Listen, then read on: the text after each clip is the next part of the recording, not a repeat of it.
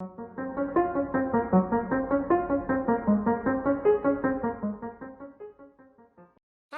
and welcome to our Envoy Conversation series and first installment of interviews with experts and thought leaders in the strategy and philanthropy space. My name is Solomon Moreno Rosa. And my name is Corinne Bogan. And today we're really thrilled to be joined by Ted Domers. Ted is an assistant superintendent at Hatboro Horsham School District and former Philadelphia School District assistant superintendent and principal, among many other titles and responsibilities that he's held. Ted has a long track record as an educator and school leader, advancing school outcomes and creating successful school cultures rooted in student well-being and academic excellence. We're excited to be able to chat with Ted today about all of the really awesome and valuable experiences that he's had creating relationships between schools and community service providers. Ted, thanks for joining us today. Thank you. Ted, can you start by sharing your experience developing successful school community partnerships as a principal and school leader? And would love to just hear a little bit about how these partnerships contributed to the growth of student outcomes and success of the school. Yeah, so I think first and foremost, one of the most important things I learned about developing meaningful school and community partnerships is that it has to align with the school's mission. And oftentimes, community partners will reach out to schools or will try to build programming that might not fit in where the school is headed. And you can't put a round peg in a square hole. And so I think first and foremost, as we talk about what does it take to build successful partnerships, the school has to have a clear vision and mission. The school has to have a clear action plan and strategy. And then they need to work proactively and thoughtfully with community partners so that there can be a mutual benefit to both sides. And so if it's just the community partner coming in and doing something on the school or the school one way or the other, so it has to really build that two-way piece. And then I think the way that you know that it's working and the success of the school is because the metrics are aligned. And so from my experience, the Carver High School of Engineering and Science, the school I was a principal at, our mission, what we did was everything was about preparing students for college success. And so as we took that out and said, what does that look like? How do we take that theory of action and move it forward on behalf of our students? Well, then our outcomes were, where are our students going to college, scholarship money? Do they not just get in, do they follow through? And looking at all those data points, aligning our partnerships to that work. And that, again, can be a range of ways. So, for example, as you mentioned, we worked closely with the Inner Strength Foundation, a mindfulness partner, and that was really about student identity and helping students manage stress, recognizing that when they go to college, that's going to be something they need to have a skill set around. And so, but we made sure that as we worked with that partner, that we were clear on why we needed this support and what we were looking for in that way. Awesome. Ted, you kind of began to touch on this, but I was hoping you could talk a bit more about some of the strategies you use to foster and maintain strong relationships with external partners, and just a little more about your broader approach to effective partner management. Yeah, I think some of the logistics piece. So I think first, you can never communicate enough. So over communicate. So something that we really built into we had monthly partnerships meetings where we brought all of our partners together, and a part of the flow of those meetings was let's hear from each other, what's working, what's not, so we could share practices across. So I think that general just sort of belief in over communication. And I think the second piece to it is there has to be a champion at the school level for that partnership. That might be the principal, but that's probably not the best idea because you need to have somebody embedded in the school that partner has direct access to make sure that communication is streamlined and efficient, and we can take that message and, more importantly, get it right to the kids that are going to be a part of that program.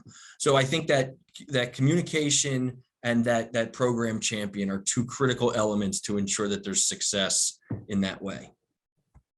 Ted, it's really great to hear a little bit about what we want to see within a school to ensure it's a great environment for effective partnerships. What do you see as some of the key characteristics or qualities that make for a strong community partner, and would love to hear a little bit about how you went about identifying and evaluating whether a partner was a good fit for your school. Yeah, I mean, flexibility. So a partner that comes in and says, here's our playbook, here's our blueprint, sort of thanks, but no thanks. It's really, how can we sit down and understand what our needs are and work together? These are the assets that you can provide, and these are the supports that we're looking for, and how do we make that work? And so that flexibility for me was really key in work when we're meeting with the leadership of organizations to say, is this going to be a good fit? Because again, what works in one school, we always have to tweak it in some, even if it's a subtle tweak, but just to make sure that it's going to work. Even communication styles, there's always logistical differences that impact the nature of the programming. And so when we vetted and we worked with potential partners, that flexibility and openness to adapt was critical for us. What are some of the metrics you could use to evaluate your partnerships, and how do you evaluate overall success of an initiative? Yeah, so two things. So one comes to mind, first and foremost, I just fundamentally believe that kids vote with their feet. And so the first piece to me is participation numbers. And that if we are funding a program, we're working with a partner and nobody's showing up, then it's not an effective partnership. And that's on us to build the communication, to build the systems. How do we recruit? How do we get the kids in? But if kids aren't showing up, then it's not worth running, because our job is to provide programming for kids. And if they're not coming, then we're not doing that. And I think so participation numbers has to be the starting point. And then I think when we dig a little deeper, again, as I shared earlier, the most effective partnerships fit hand in hand with our school mission. And so there shouldn't be a change in data points for that. And so, for example, we looked really closely at 9th grade GPA, 3.0 and above was a huge metric for us. And so how did our work with Inner Strength Foundation work to support that initiative?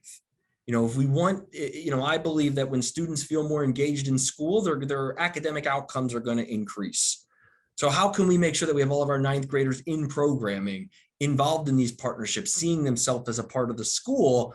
And so it shouldn't be a different data point in my mind, because that, we might not be able to say, this foundation or this partnership was this percentage part of getting that number of kids to a 3.0 or above, but holistically, we're all part of the same group and we're moving in that same way. And so I'm not sure you can totally distill it in that way, but I don't think we should have to, because I don't think our metrics should change based on the partnership. Super helpful perspective on measurement there, Ted. I'm curious how you see the role of staff and school faculty. What role did professional development or training play in supporting your teachers and staff to effectively engage with some of these external partners? Yeah, I mean, I just think in the same way that kids want to feel connected and engaged to the school, the adults need the same. And so it was always really exciting when sort of a partner comes in and I would find teachers that I didn't know had an interest in this type of programming, and allowing them to be the champion. And both, and I remember sort of the aha moment as a teacher where I said, I ran an after school writing program, a writing center, and the relationships that I built with the students in that context were different than the relationships that I built with them in the classroom. And they worked hand in hand. And so the more we can support teachers to build relationships and programming with students sort of outside of that quote unquote normal school day is critical. And so as a part of our professional development as a staff, we would talk a lot about the importance of kids feeling connected and engaged in school and looking at the range of educational experiences they were having. And so partnerships became a component of that. And so I was really transparent with who needs to be involved with this. How do we build capacity? How do we do this together? Who has the space to take this on? And there were also times where, quite frankly, there were really strong programs that I wanted to bring in the school, but we didn't have the capacity and the space to do it.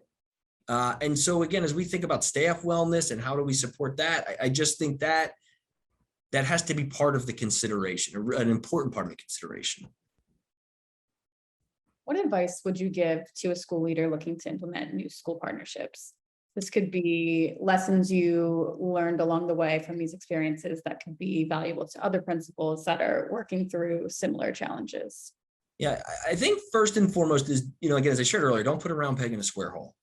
So if somebody comes and asks to be a part of the school, but it doesn't feel like a fit, don't feel the need to jump on every opportunity that comes. With that being said, not to contradict myself, but don't be open, don't be afraid of new opportunities. And so I think there's a little bit of a push and pull on that. I think the other piece, one of the biggest lessons I learned that I saw was this sort of, I used to think about it as like exponential growth through partnerships.